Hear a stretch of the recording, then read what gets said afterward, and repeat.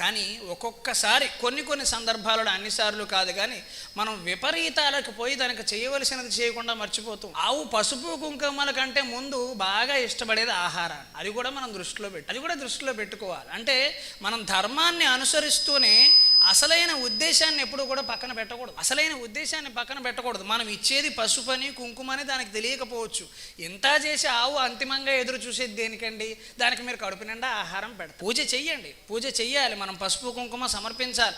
దైవ స్వరూపంగా మనం భావిస్తున్నాం. దానితో పాటే దానికి ఏం కావాలో చూడాలి. ఒక చిన్న అల్పాహారశాల దగ్గరికి ఒక ఆవు వచ్చింది. అక్కడికి ఆవు ఎందుకు వస్తుందంటే దానికి ఆకలేసింది. కానీ అక్కడే కూర్చున్న ఒక తండ్రి, ఒక కొడుకు, వాళ్ళ తండ్రికి ఒక మంచి సంస్కారం ఉంది, ఆయన కాస్త సంస్కారం ఉంది. వెంటనే లేచి తండ్రి కొడుకు ఇద్దరు కూడా ఆవు చుట్టూ 3 ప్రదక్షిణలు చేశారు. అంటే మనం పూజ చేయటంతో పాటు ఆవులకి ఆహారం ఇవ్వాలి అనేది చాలా ముఖ్యమైన విషయం. అది గుర్తించాలి. ముందు దానికి కడుపు నిండా ఆహారం పెట్టి మనం అరగంట సేపు పూజ చేయొచ్చు, ఇబ్బంది ఏమీ లేదు.